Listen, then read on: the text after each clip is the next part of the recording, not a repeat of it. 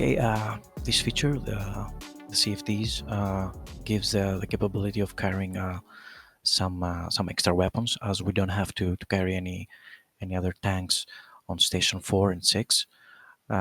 So we do have those stations available in order to load some extra air-to-ground weapons, and of course the drag index is much lower rather than if we carry the bags under the wings. So drag and the capability of carrying more weapons is the main advantage of those fuel tanks on the wings of the F-16s. You are listening to the Simulated Airspace, where we talk about flight sims and everything about aviation. On today's episode, we have two gentlemen who agreed to join us to talk about their group, the e-HAF, Electronic Hellenic Air Force. I hope I got that right. How it got started, how they are structured, and how they operate. The Hellenic Vipers in BMS have capabilities that no other F-16 variant in the sim has, and most players have no idea they exist. So this is another reason why we decided to bring these two gentlemen on to talk about this specific variant of the Viper. So I'll do a quick introduction. I'm Fisgus. I operate a small YouTube channel called Fisgus Fighties with tutorials and some gameplay and other stuff. And over to Prime. Hey, I'm Prime. So I'm Aviation Plus on YouTube. I also create tutorials of all experience types when it comes to Falcon BMS. I also have some snippets of real-life aviation. So if you're interested in aviation, go ahead and check out my channel on YouTube, and then I'll give it to Ironman. Hello guys, I'm Ironman. I am the commander of the 320 e-HAF. I'm from Greece. I live in Greece, and e-HAF here in e-HAF we fly BMS and the F-16, and I give it to Knight. Okay, hello guys, and thank you very much for your invitation and the excellent work you do to promote the flight simulation community. I'm Knight. I'm the operation officer, let's say, at 320 Squadron. And I'm gonna talk about the e-HAF and the 320 Squadron.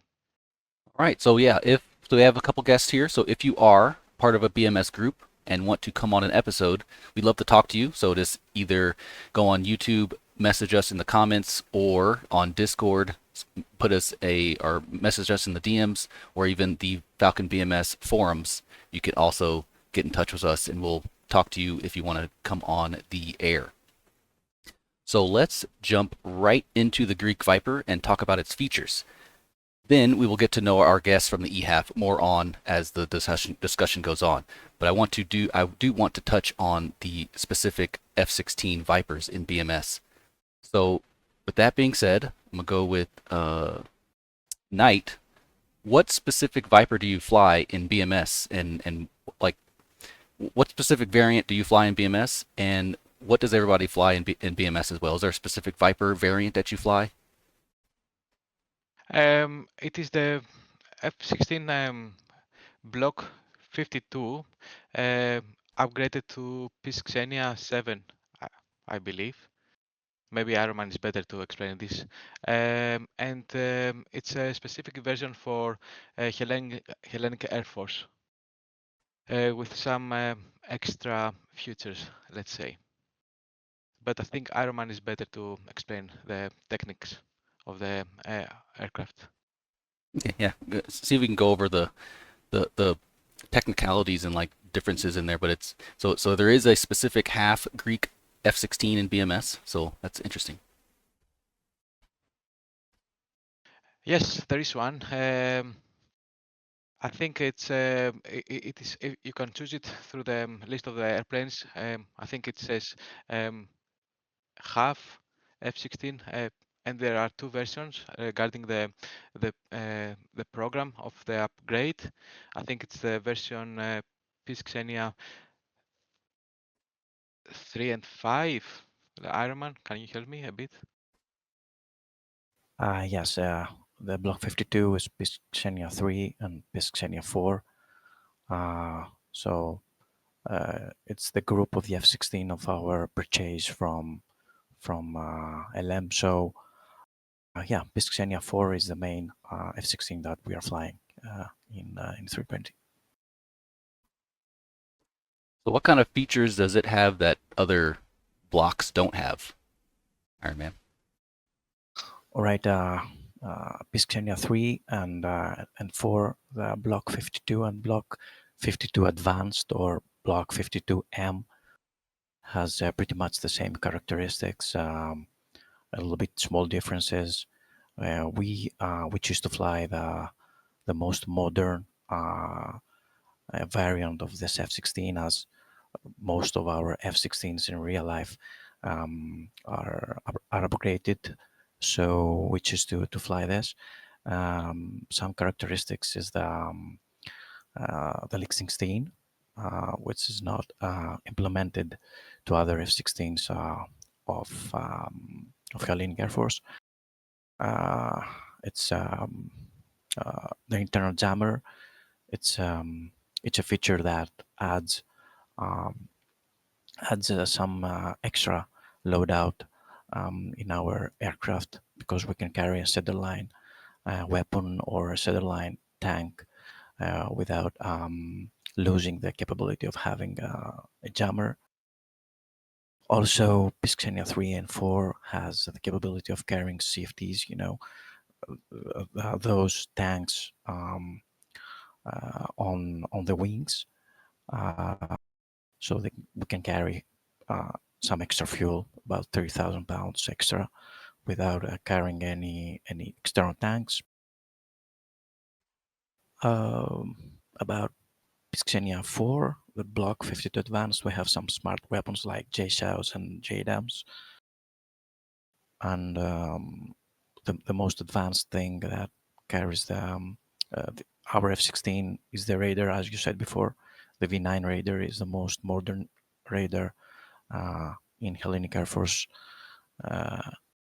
So with some extra capabilities and some extra detection ranges, pretty much those are the most significant features that we love in this variant of the F-16. So with the you had something to say? Yeah, another feature I think is the ECM unit is a bit different than the other variants. There is, I think it's automatically choose the correct band to jammer without having to change the bands manually. Oh, This so is another very cool feature. So it's more integrated with the RWR and the jammer, like they talk to each other a little bit better and automatically change what band needs to be jammed based on the threat. Yes, I think this is how it works. Okay. And so the CFTs, which stands for Conformable Fuel Tanks, some listeners and some people have probably seen this, but aren't sure of what it actually is. It's kind of like, lack of a better term, it's kind of like shoulder pads on the F-16. So it's on the top of the wings and kind of conforms to the fuselage. So these are like 450 gallons, about 3,000 pounds. So with that extra gas, what extra gas and less and not having the need for tanks, what extra capabilities does it give your pilots, like for a regular mission, when you don't have to fill up your pylons with tanks? Okay, this feature, the CFTs, gives the capability of carrying some extra weapons, as we don't have to carry any other tanks on station 4 and 6. So we do have those stations available in order to load some extra air-to-ground weapons, and of course the drag index is much lower, rather than if we carry the bags under the wings. So drag and the capability of carrying more weapons is the main advantage of those fuel tanks. on the wings of the F-16s.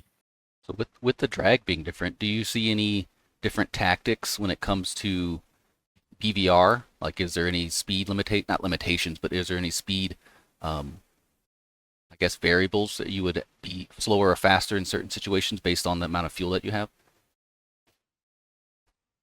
Regarding regarding CFDs, we don't have any limitations about them.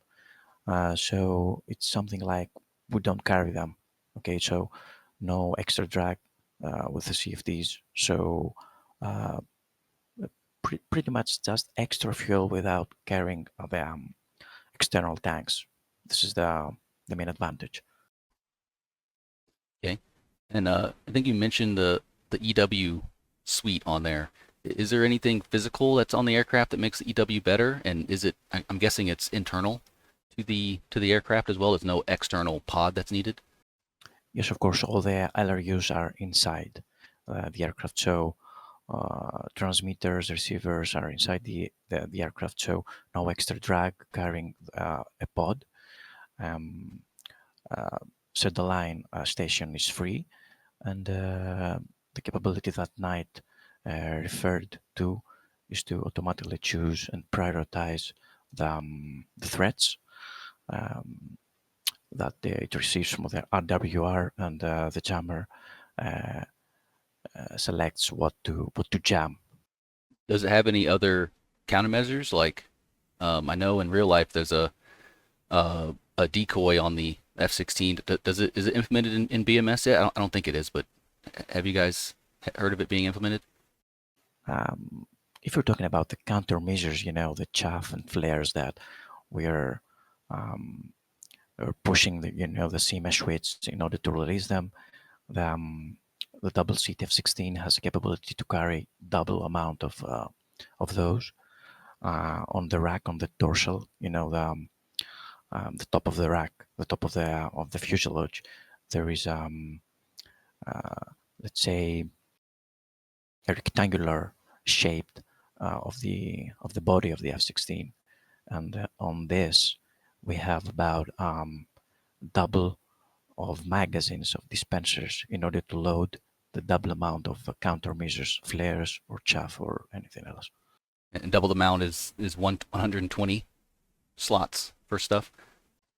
Yeah, I think that the single seat has about 120 slots for chaffs, and the double seat has double of them, 240 slots of chaffs. With it has a different engine than the Block 50s too. Is there any engine capability that you notice in the different engines? Because it has a Pratt & Whitney, the Block 52 Plus, and then the Block 50s that the US uses is a GE. What are some of the differences you see with the engine? Yeah, the engine in the Hellenic Air Force, we have General Electric too, as we have the Block 50 too. So Hellenic Air Force flies the General Electric. So main difference is that the air intake in Pratt & Whitney is a little bit smaller.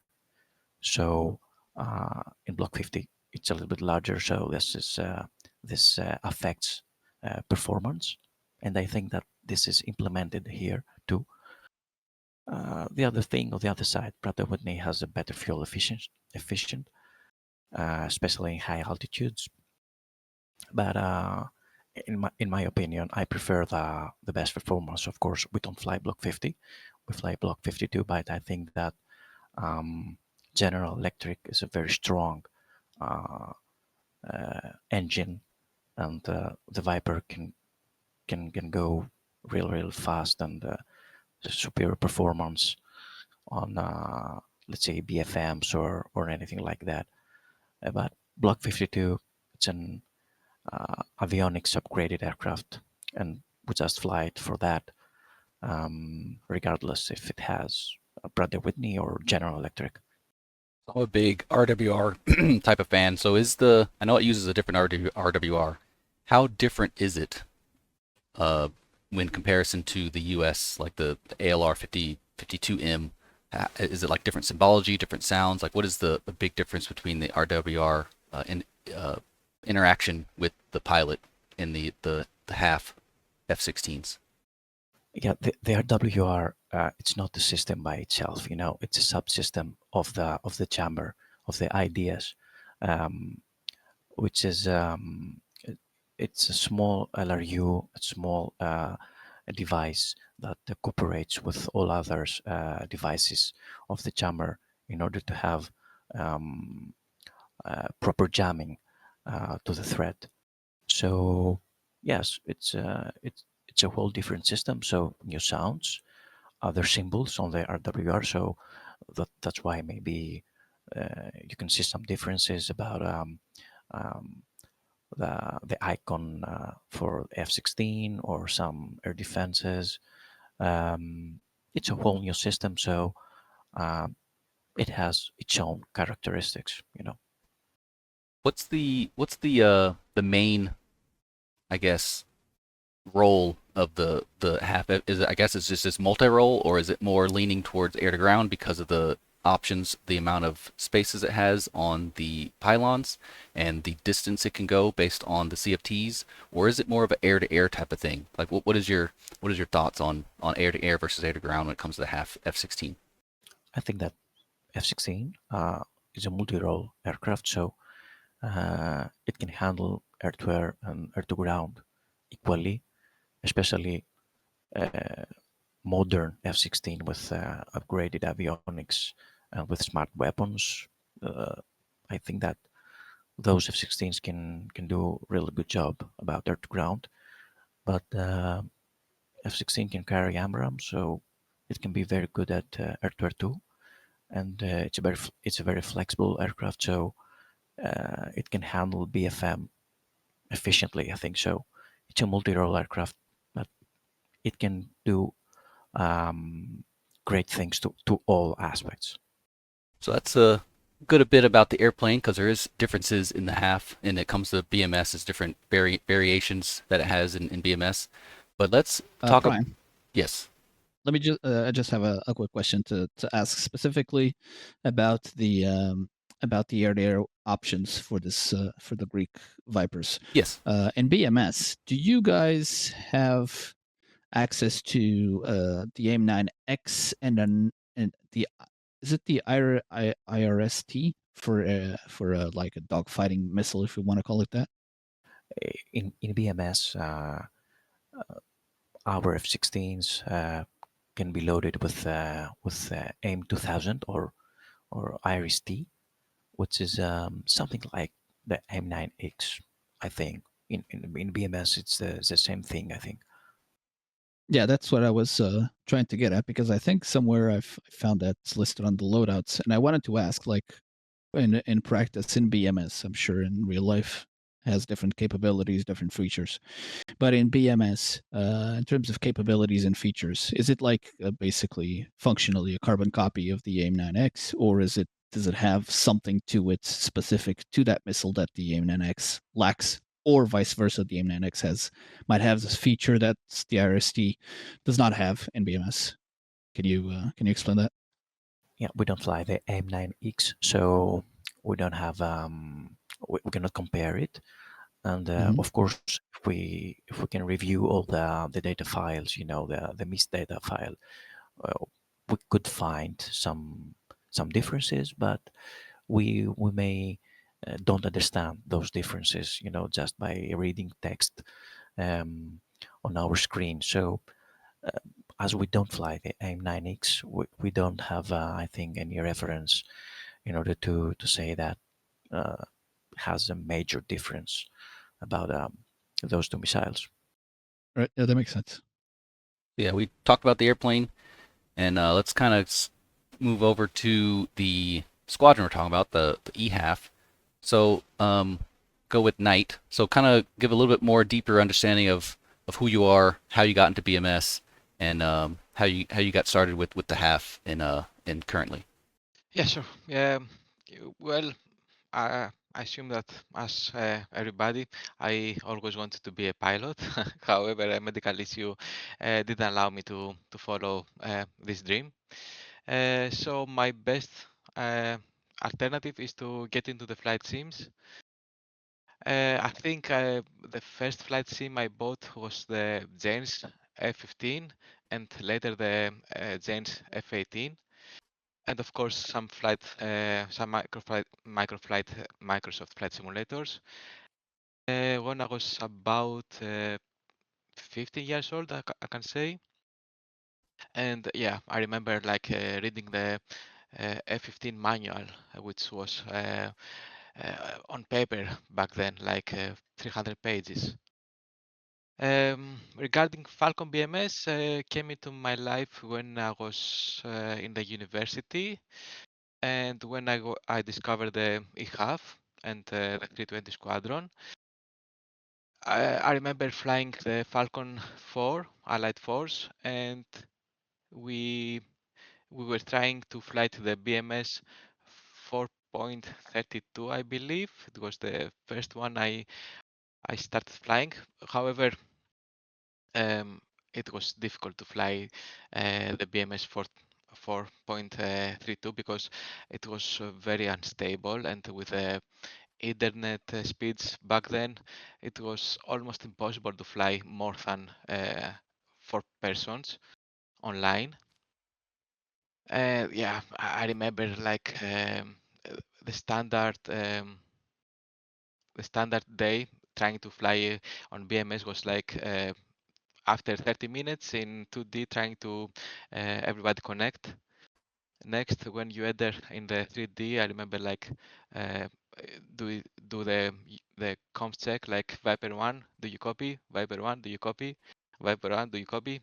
Nothing. So we say like, okay, let's go through TeamSpeak and do a dogfight. Yeah, it was not good in the beginning, but on the Falcon 4, the version of Allied Force, we had great missions. It was more stable, and I remember flying like 12 people and doing a lot of flights per day. So it was then that I was getting to multiplayer gaming, and this is when I started to understanding the procedures, following the procedures, understanding the comms, and now I fly since 2020. Sorry, I fly since 2015, I believe. So it's uh, wrong. I fly since 2005, like 20 years. Oh yeah, it's a good while. Yeah, so I have many flight hours on my back, and I believe this nowadays is the best era of Falcon BMS with the new graphics, the VR capability. So yeah. Yeah, it's a long journey. All comes down to one place. You got Falcon BMS right now, and the graphics are improving and everything's improving. And I do agree, it's always getting better when it comes to simulators. The fidelity of the simulators, the accuracy of the simulators, and the visuals of the simulators. So thanks for introducing yourself. Glad to have you on. So Ironman. So explain who you are, how you got into BMS, and how you got into the HAF. Okay, guys. I started my virtual flying career back in 2007, just flying alone, Falcon Allied Force, no multiplayer experience back then. Of course, I did fly some Microsoft flight simulators, so just too best, but only the combat flight simulator was good for me. So I continued to fly Allied Force and then BMS 4.32, and back in 2013, I knocked the door of e-HAF and I entered the squadron, and since then I'm flying with e-HAF only BMS. I am the commander of the squadron since 2020, and many sometimes I'm trying to fly some civilians, some civilian simulators like Explain, Microsoft Flight Simulator, but I don't have too much time to follow both paths. So I focus only on the combat sim, and especially our squadron, which I think that, as Knight said, I think that we're having a lot of fun in our squadron, and uh, this period of time is the best for us, I think, and for the squadron.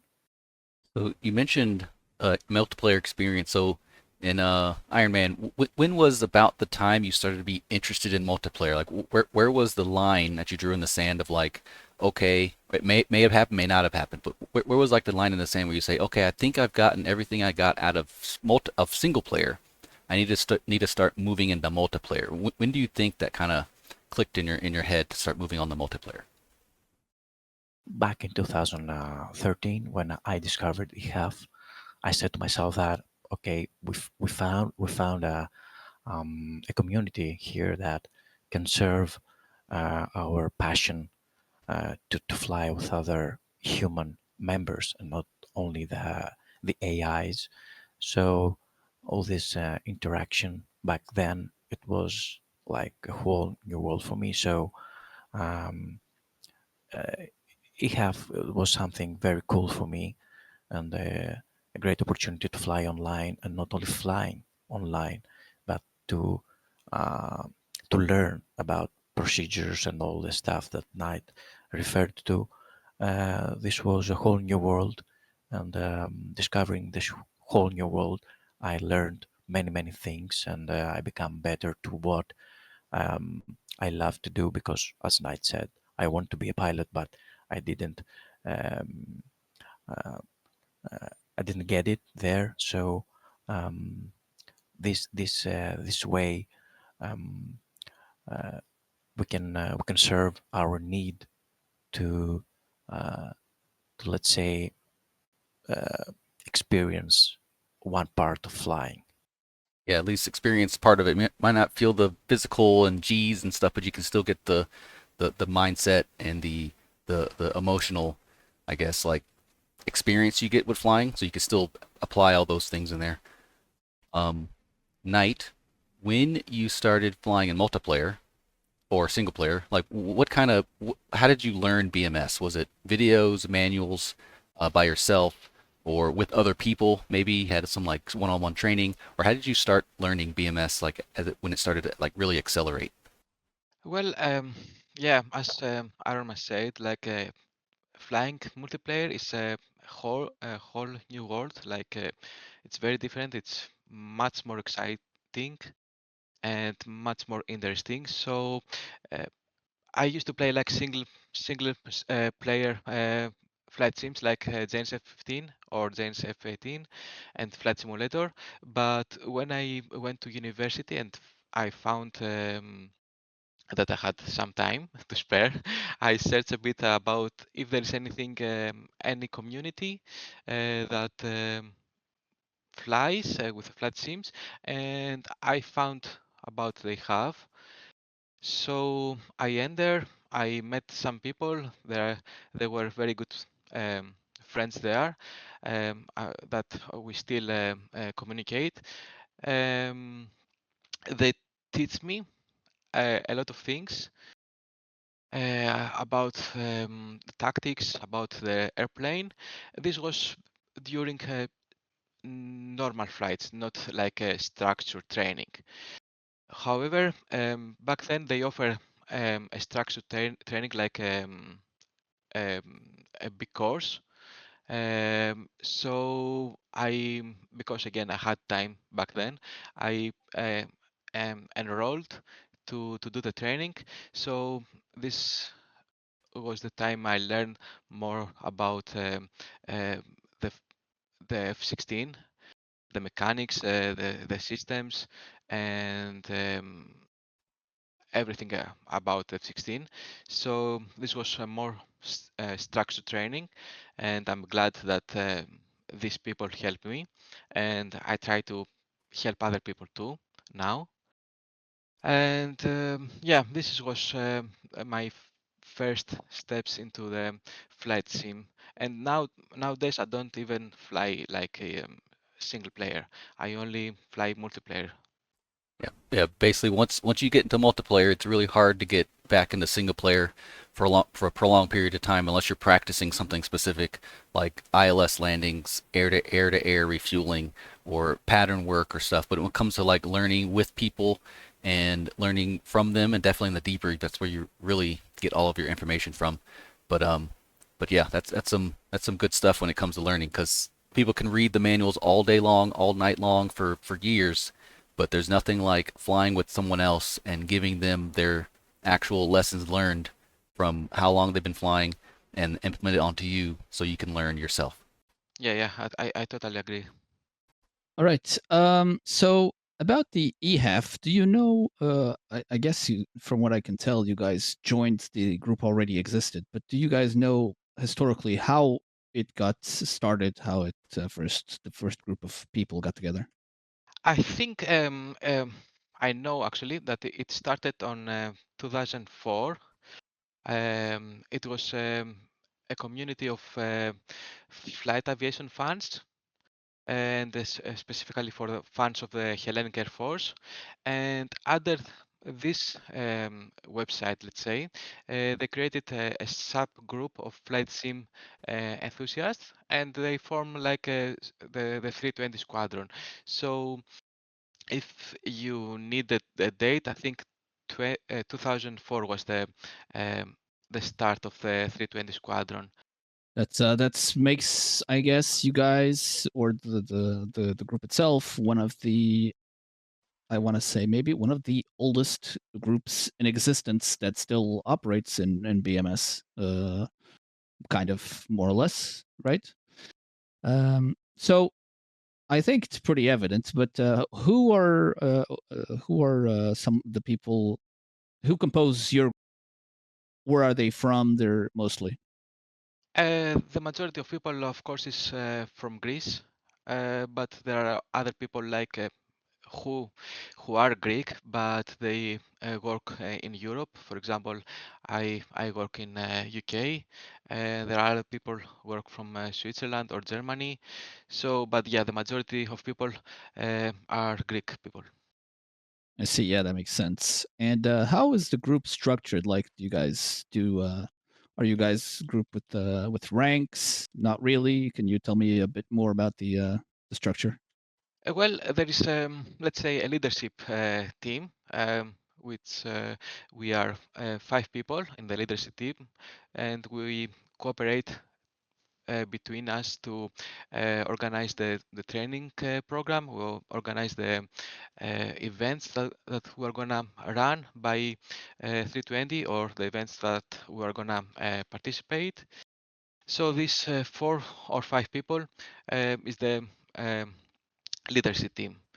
We have some pilots who are the training instructors for the big course we do almost every year. We also have other members that can do um, the they are the instructors for new people coming into the squadron to to train them regarding the SOPs of the squadron or do some basic training like takeoff, formations, and land, this kind of stuff, which are experienced pilots.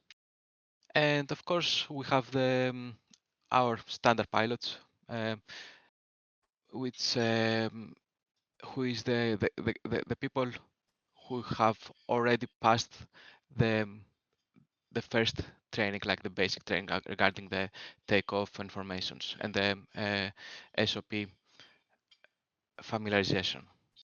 I see. I see. So, no. So you guys don't have like so, because you know some groups have. I'm just curious. You guys don't have like uh fictional ranks like lieutenant, captain, major, whatever. It's just leadership and then the rest of the pilots and I guess the training cadre. so to speak? Yes, you used to have back then when in the early phases of the e-HAF, we used to have some ranks, but nowadays not anymore. I see. Okay. How do you guys train? How is training organized, and how are missions flown? So there is Like, how is your the training structure? Yes, go on. yeah the we do almost every year a structured training, mimic the big course of F-16 in Hellenic Air Force. It's about I think 15 to 16 lessons, let's say, and this is performed by instructors that they know the F-16 very well and they have big experience. Every year we try to train at least 2 people regarding the availability of the instructors and the skills of the trainees. But we also have we do some training sessions during the year just for the standard members who don't have the time to go through the big course, which is very intensive. So yeah, regarding these people, we do like basic training, as I said before, like formations, takeoff, landing, weapon usage, but it's not so structured. It's like let's go, come, and I'm gonna show you something this week, or let's try this the other week, something like this. I've seen in some of my I see. in some of my comments, I see, well, from the last episode before where they had training with the 7-2 squadron, people were like, they don't like the training because it takes too long. I don't know if their intention is to get into the game and start flying quickly or whatever, but what are your thoughts on people who think training is unnecessary and they want to just go in there and like start flying something? What are your thoughts on that when it comes to people making those comments? Well, yeah, it's difficult to put someone into the training because it needs time and real life, yeah, comes first.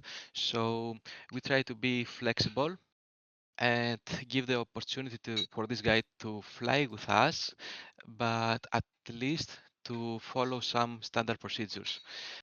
If he can do this, if they can do this, uh, we might then try to make him feel more, let's say, how to say, more comfortable to do more kind of structured training. So yeah, we try to include all people who wants to fly, but if someone doesn't want to at least learn the basics, yeah, we are not gonna here to fly arcade. We like to fly it in as real as it gets with some flexibility.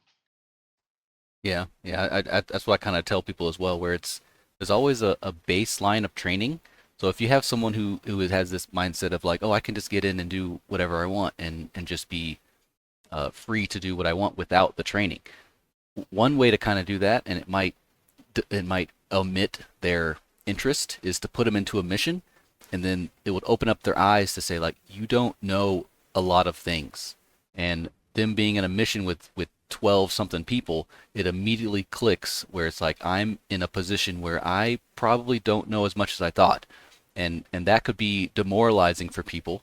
However, it is a immediate way to get them to understand that training is needed, whether or not you want it or not, but you need the training to be able to understand that baseline level of getting into a squadron or getting into a flight with other people. So it just depends on how they want to do it, but it depends on what their patience is and their dedication towards getting better at something with other people. And if they don't want to get better with other people, then that's kind of that. Yeah, that's true. I agree, totally agree with you. So So we covered the training. Can you tell us about how you guys organize in terms of flying the missions? Like, for example, on average, how many people do you have per your main flying event? I know some groups have like training nights and then the main events during the week. Some groups fly less or others even more than that. But for the main event that you guys host for your members, how many people normally show up on average? Currently, I think we have 8 ready pilots to fly the um, official, let's say, missions during the week, which is every Friday. So yeah, 8 to 10 is the maximum pilots that can fly now. Unfortunately, Greece doesn't have a big community of flight sim enthusiasts, or they still don't know us, or they don't want to get into the multiplier, or they don't want to get into the mentality of following procedures and do things correctly. So yeah, now we have about 8 to 10 people. And regarding the planning, I can say that we spend more time on planning the mission than flying. We like planning. We try to do big command flights, like having different roles, SEAD, escort, strike package into the flight. We like to fly PvP mainly. We don't do so. Actually, we don't do campaign at all. It's usually single tactical engagement missions, whom I create or other pilots create, uh, putting the SAMs, putting the DCA, opponent DCA, and try to make something structured and with a flow. That's cool. So mainly PvP, yeah. If I understand that correctly, you mainly fly tactical engagements in a PvP setting. Yeah, that's correct. Yeah. If we are a lot of people, yeah, we might do PvP. If we are less than 8, let's say, we can put some AI, so we can combine the different flights into a big amount, uh, flying with humans, I mean. All right. So have you done any missions where you integrate a CGI CGI Yeah, GCI. I do the same thing. Yeah, GCI. GCI, damn it, GCI, yeah, GCI. Do you guys have a GCI, or have you guys AWACS. ever flown GCI, something like that? Yes, we are quite good using the GCI. We used to use the F4 AWACS, but nowadays there are other programs too. So yeah, we try to implement and include GCI, human GCI into our flights.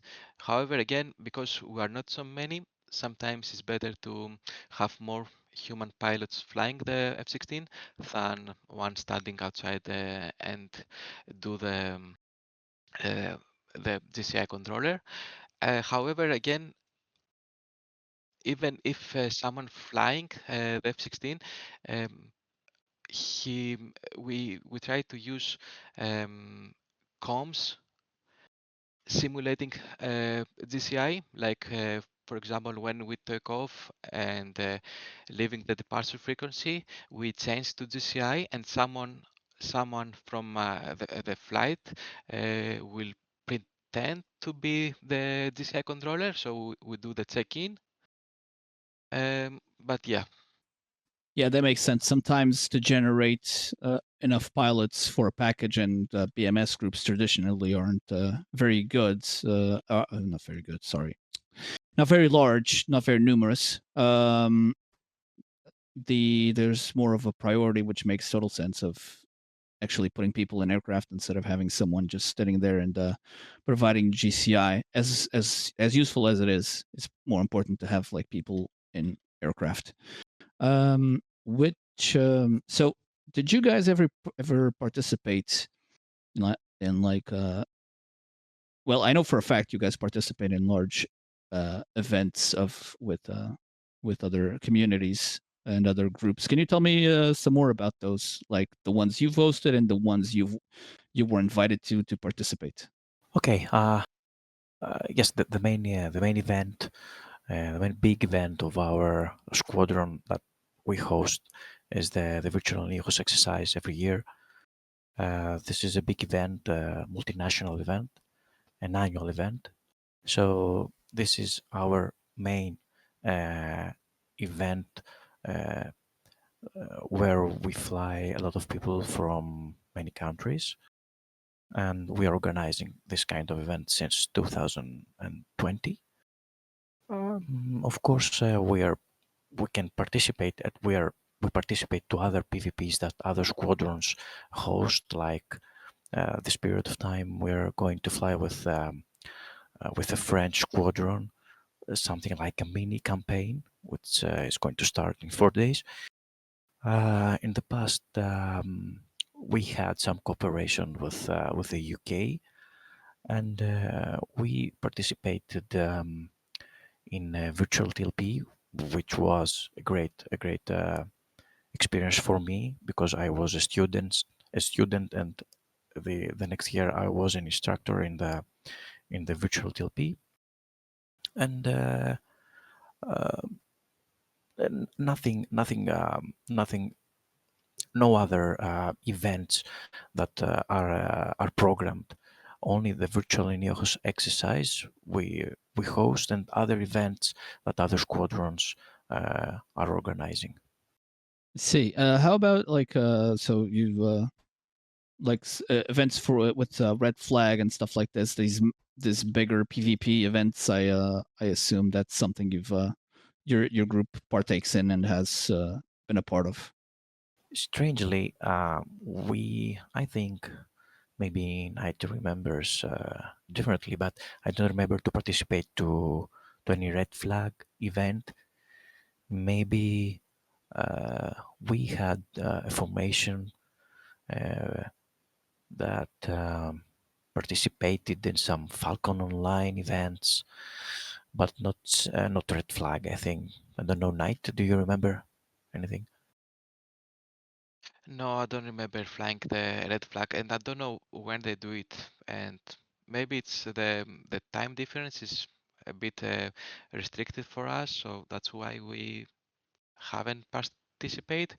I know that they do a red flag in DCS, but in the BMS community, I haven't seen anything, to be honest.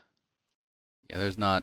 I think the last time we had was the TBT, which was more than 5 years ago during COVID, where we had a lot of not. It wasn't called red flag, but it was definitely PvP, and it wasn't training. It was actually like a campaign with people on both sides trying to um, attack bases. So you had times where people would go up, and the other side would try to defend or do an offensive attack.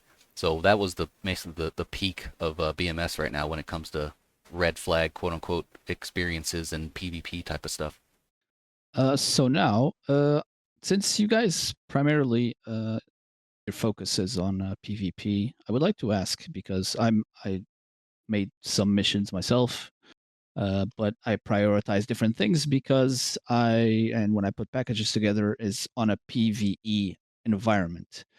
Being that you guys mainly are PvP or focus a lot on PvP, which tell me how you go about making missions uh, with that focus in mind. How does it change with how is it different, your priorities and all that stuff, and the structure of how you develop the mission?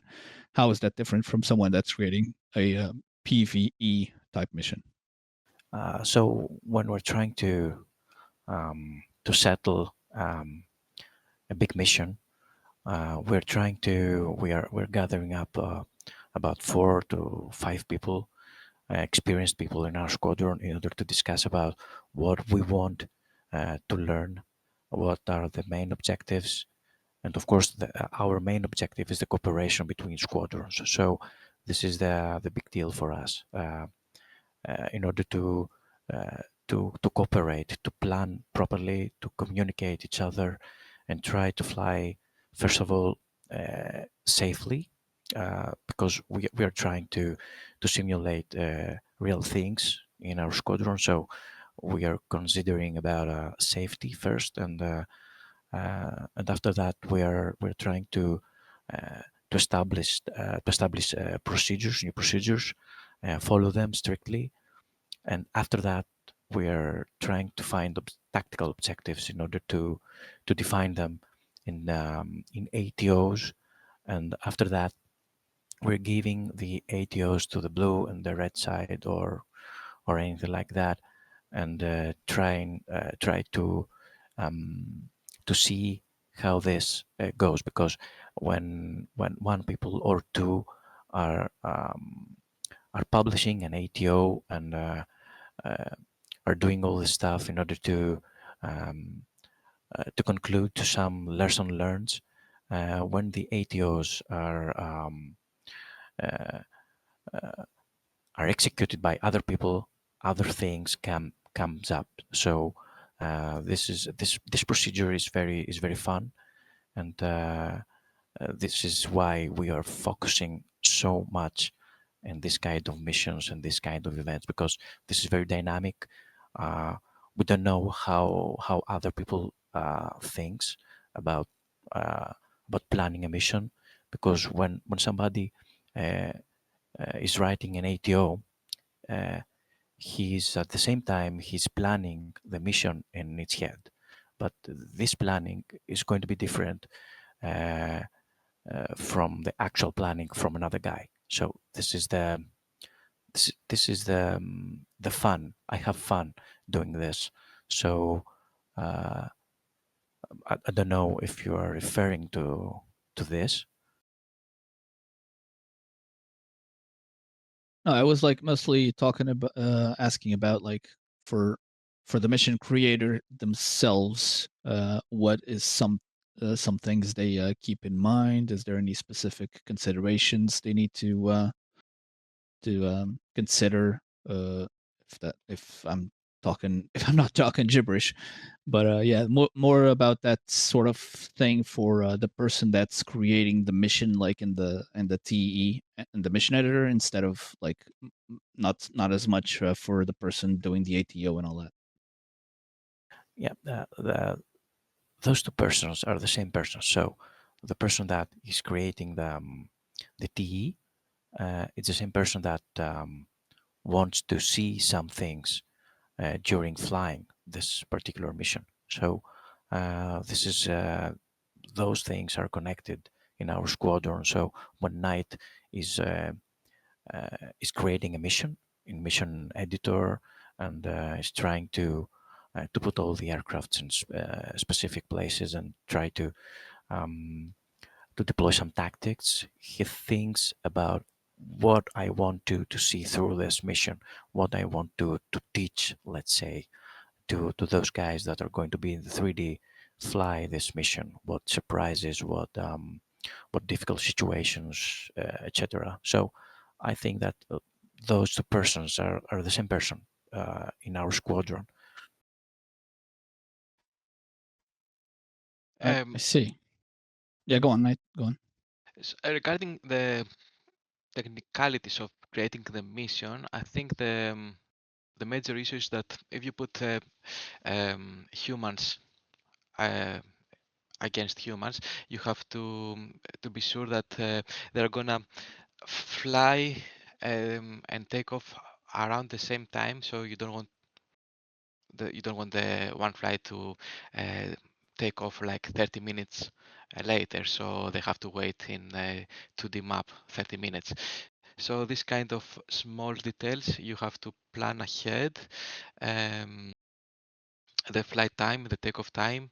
Um, I think this is the main issues.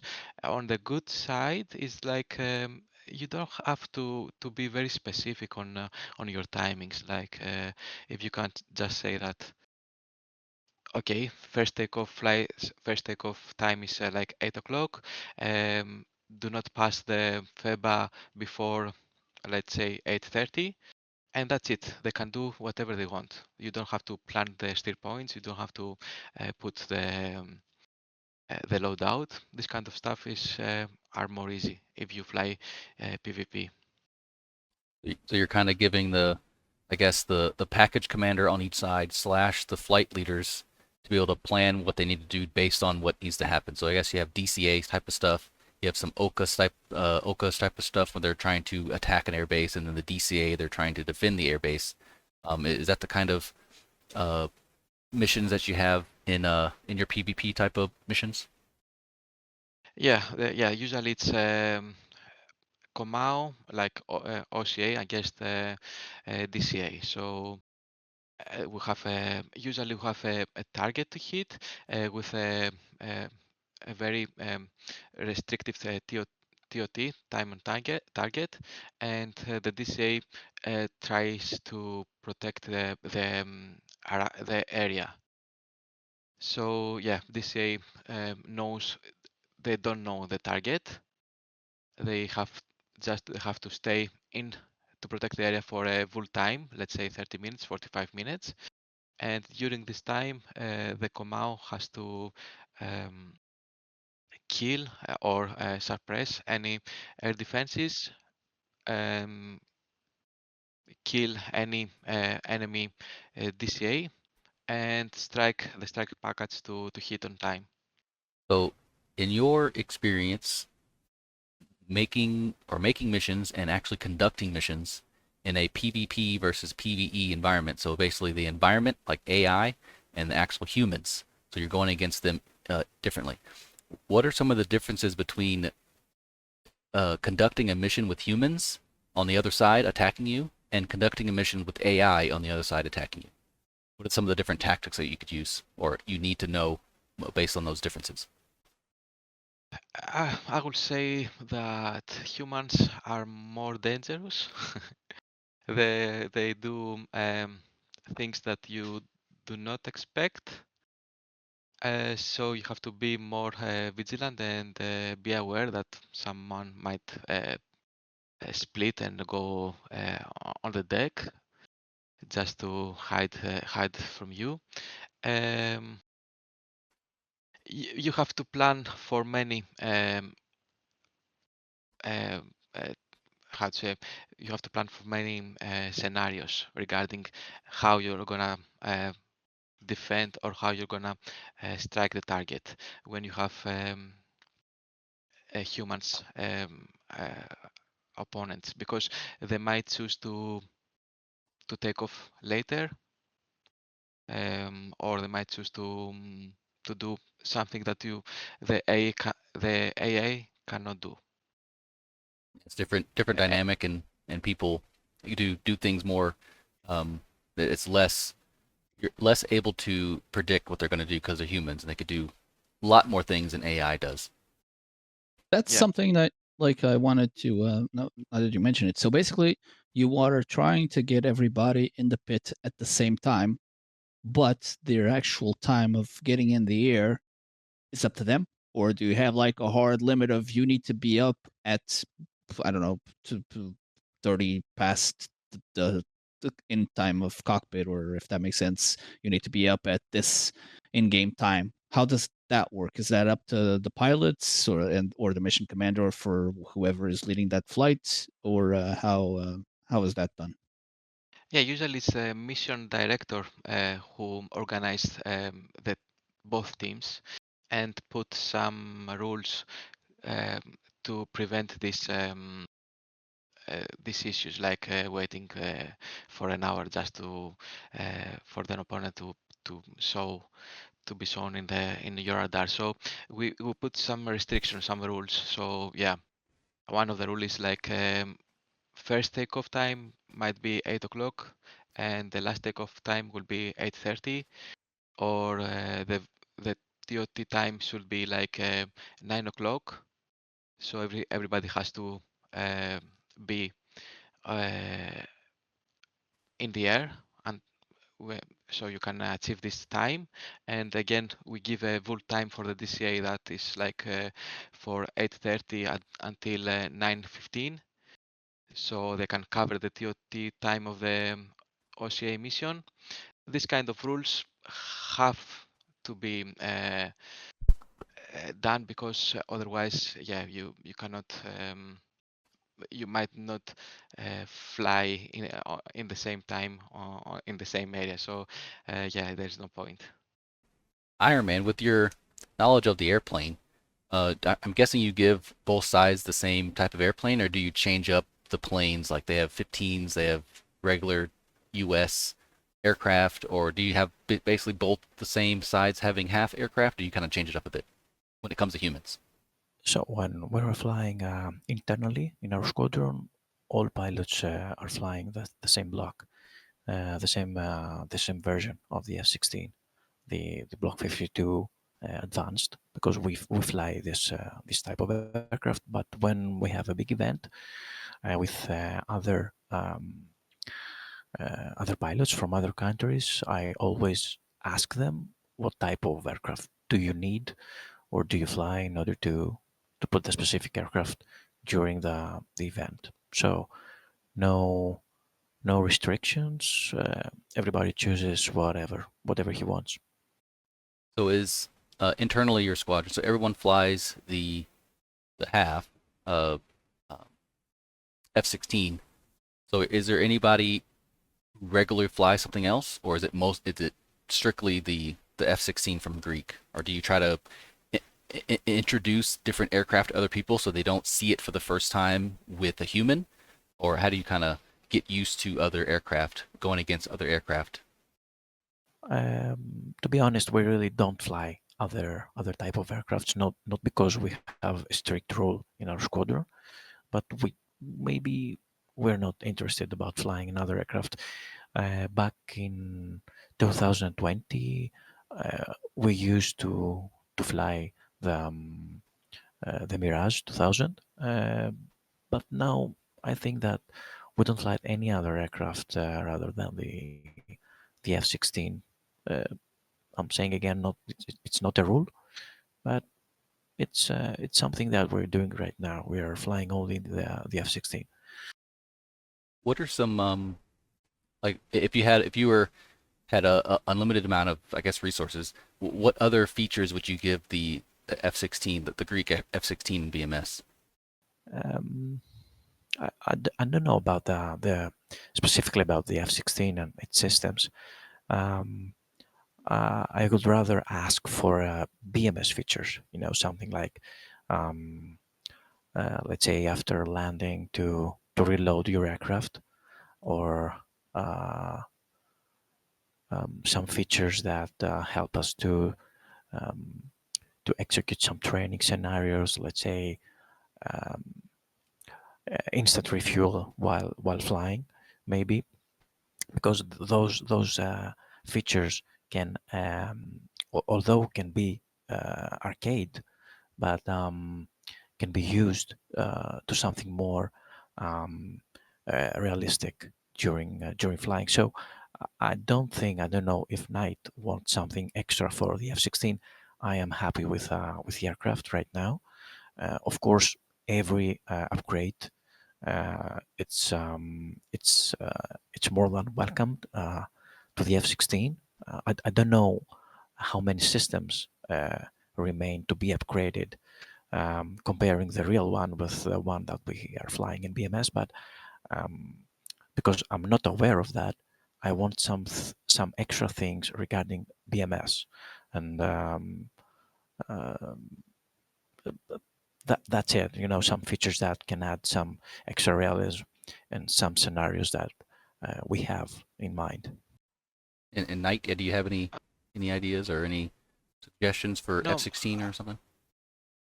no suggestion for F-16, apart from maybe a better implementation of the Link 16. I believe that can also include the information from GCI ground control radars, or from the naval units maybe.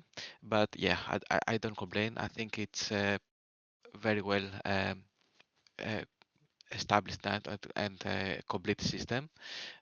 Although yeah, there are some issues, but they can fix it in the next versions. But I wanted to say something which might be a bit strange for other squadrons. Um, it is that we usually fly with invulnerability on during our internal missions, and this is because we want um, to get back and land, so we can do this procedure too after the fighting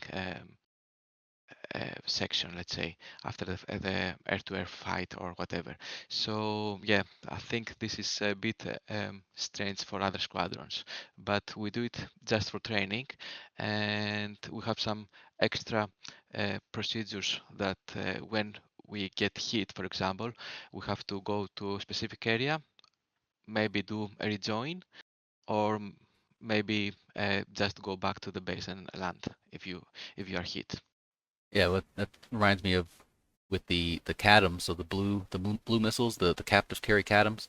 So in BMS, especially the US version blocks of the F-16 and the aggressor blocks, I'm not sure if they have the CATM 120s for the Greek aircraft, but that reminds me of using those. So instead of using, well, we still use it in vulnerability. You can launch the missile and it'll do everything normal except you don't explode when you get hit. It's just a beeping sound to know that you're dead. And then we would go through the same process of being dead. You go below whatever altitude that we set for being dead, and you would flow away from the fight to either respawn or wait to the next engagement. So those are some things that really help with training to continue the training experience as it goes on, instead of doing it everything live, where you go up there and some people may die on the first engagement, and then that's it, it's over. But with CATMs, you can actually keep going more and more as the time goes on. Also, as Ironman said, with weapons, being able to refuel your weapons or rearm your weapons and refuel, that increases the time of training in the actual airspace. So all those things is something that I personally would want Falcon BMS to get as well. Right now, they're kind of touching on it with the CATMs, but it'd be better if they had some refueling type stuff when it comes to landing and then going back up, quicker refueling. Yeah, that's true about the CATAMs, but the air defenses they don't use CATAMs, so you Yes, that have is true. to. Yep. That's why we use invulnerability on. It's more safe. Yep. Yeah. If you get hit by a SA-10, you're hit by an SA-10. So yeah. But we used to have at my squadron, the 6th, we had some musical SAMs. So we would go in, of course, with invulnerability, and I would put every single SAM that BMS has in a line or the border or whatever. And we would mark as much as we could, and then we would literally fly into the SAM and try to get away from it. Try to dodge it or terrain mask or something, so you can get familiar with the SAM before you get into an actual package, and then you're launched by an SA-6. So you could reference your experience in the musical SAMs to be able to understand how and if you can get away from the SAM in the first place.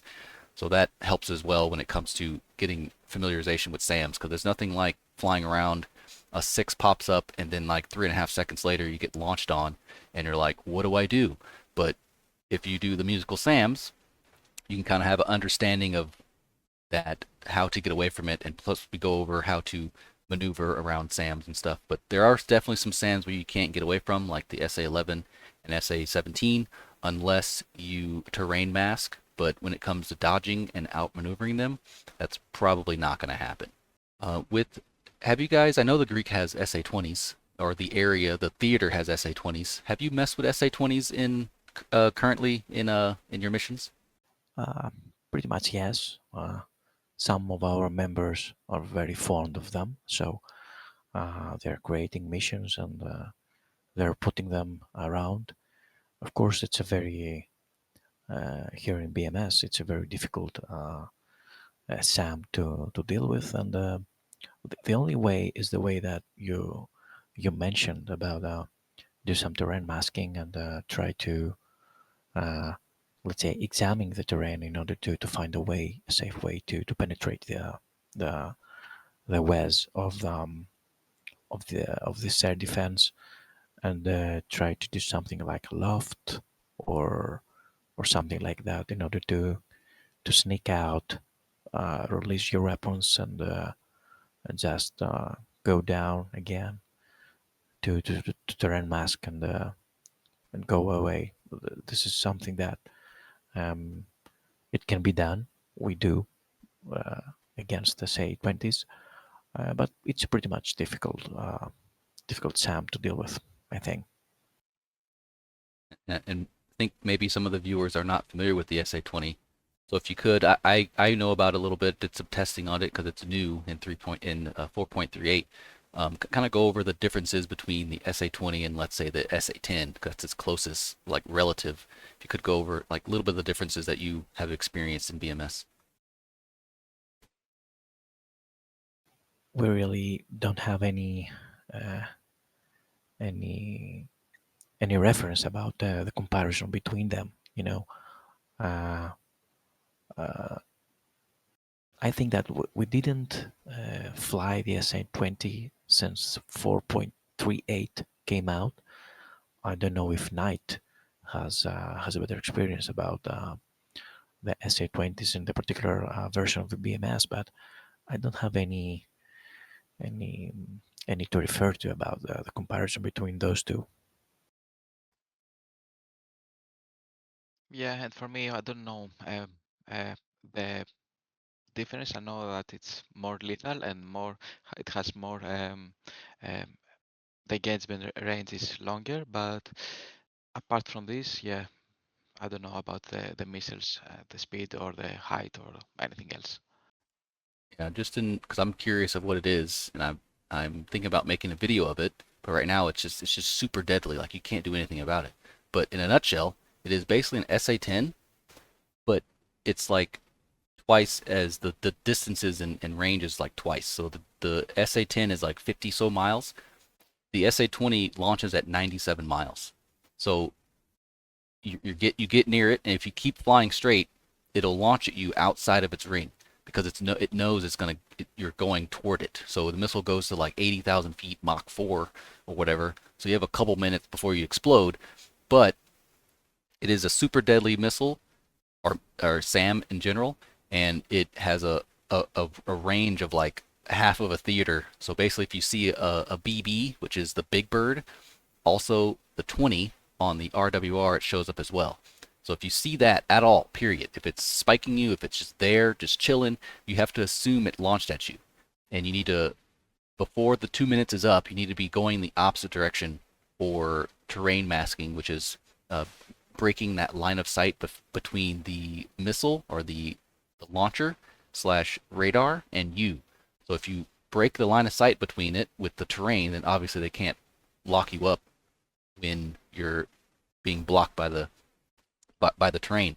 But yeah, the SA-20 is like basically a double SA-10, which kind of matches that it's SA-10 versus SA-20. So in a general sense, it's just double the range of it and double the lethality, and that's pretty much what a SA-20 is. And most of the SDBs can't get to it.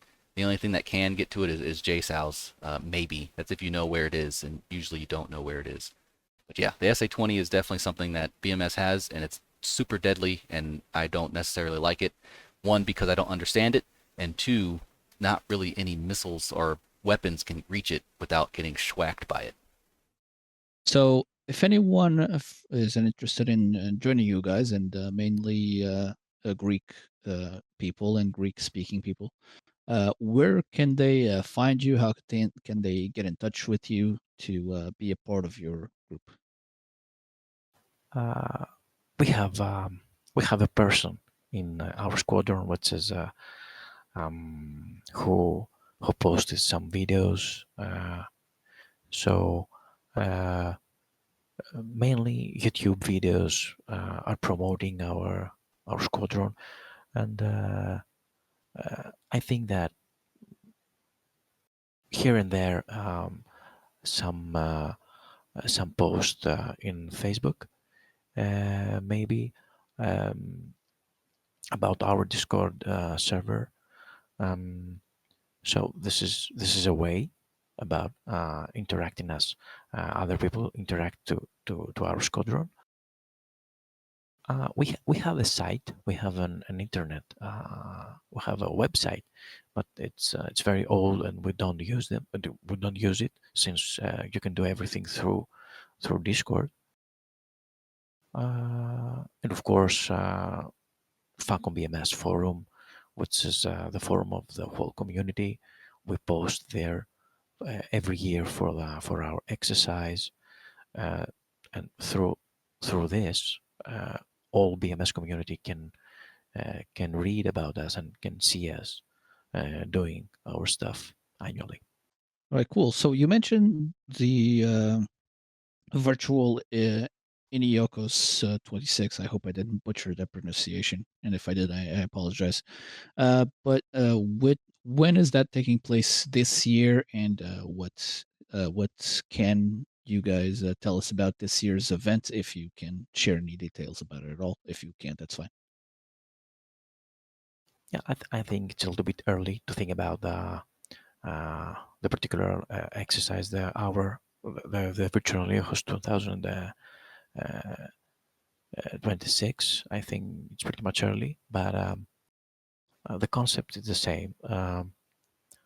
Some missions that have special objective, and those missions, of course, are going to be connected to each other, like a scenario, let's say. And the main thing that we need to consider in order to organize the mission is, first of all, our free time. If some of our members have free time to organize the event, and after that, the scenario and all the missions are going to be created in according with how many people will participate. So if we're going to have only, let's say, 15 participants, we will do certain things. But if we have 40 participants, then we must find another way to fit them all in this exercise. So, and I think that it's a little bit early. We're taking decisions about this at the end of summer, maybe August. So I cannot share any other information because I don't know any other information right now. That's fine. So I heard about an individual who has, I believe he has a YouTube channel. Am I correct? Called the Viper Simmer.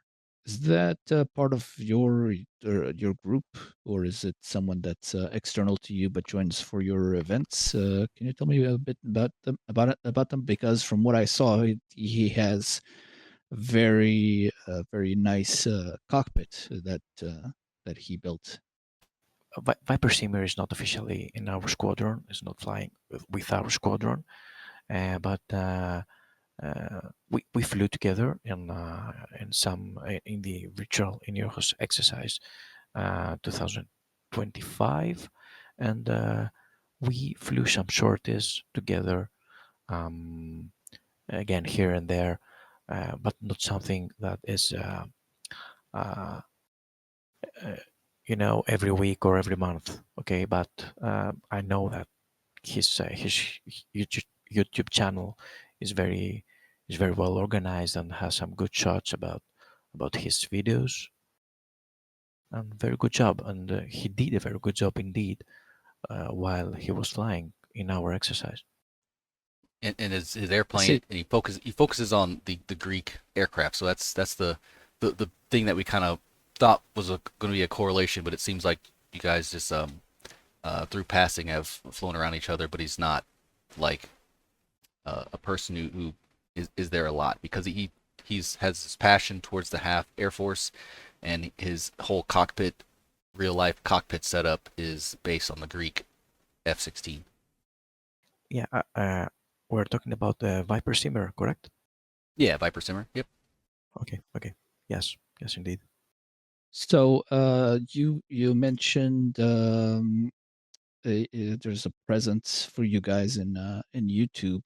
Is there a specific channel you wanna direct our people that are listening to, so they can have a look at how excuse me, how you fly your missions and all that stuff? Yes, of course, there is a YouTube channel, not a channel, but a member, a user. He's called Macedon, who is uploading um, many videos from many flights that we have internally in our squadron or with other squadrons. So uh, he's doing a very good job about promoting um, our squadron. Uh, you may uh, already know this guy. Yeah, I do. I do know him. He's an excellent videographer, and there is also someone else from your group that has helped me out a lot. Even though the thing he was trying to help me with didn't really manifest itself, more because of the hardware he was trying to help me with, which his name is Alex Span. So I would like to give him a big thanks for all the time he spent with me his trying to get my stuff organized, and yeah, for what we were for what I was trying to do. He was a great help. Um, so I is there anything you guys wanna bring up as we are wrapping up this interview here? Anything you guys wanna tell our audience or anything? I don't know if you want to post the Discord link and the Macedon YouTube channel on under your video on the description. I think this will be helpful for your viewers. Yeah, I'm looking at it now. I clicked on it. It says continue to Discord. It might be invalid. Okay, we can share a new one if you want. And I could post the new one in the description for the video and the podcast. So I could do that. So yeah, if you're interested in joining, you could set in the description. There'll definitely be a Discord link in there to join. And there's nothing else we can talk about the Greek F-16 and the e-HAF. I do appreciate all of you coming, taking your time out to talk to us and talk to the viewers and listeners of BMS. And I hope that others can get into a squadron and start flying in multiplayer events, because as we said during the podcast, that is a totally different world, and it definitely opens up doors and opens up your mind to experiences inside of BMS and just video games in general. Yeah, thanks for coming along, guys, for Ironman and Night. Thanks for joining us. I really enjoyed your you being here and your perspectives on how you guys fly BMS and all the information you shared about the Vipers, the Greek Vipers. It is an honor for us to to invite us in your podcast. We're glad to talk about our squadron, our our platform, the F-16, and it was a very nice conversation about all this stuff. Yeah, thank you very much, guys, for the invitation. It was a very nice discussion, and I hope we're gonna meet again in the skies. Sounds good, and I'll see you all later. See ya.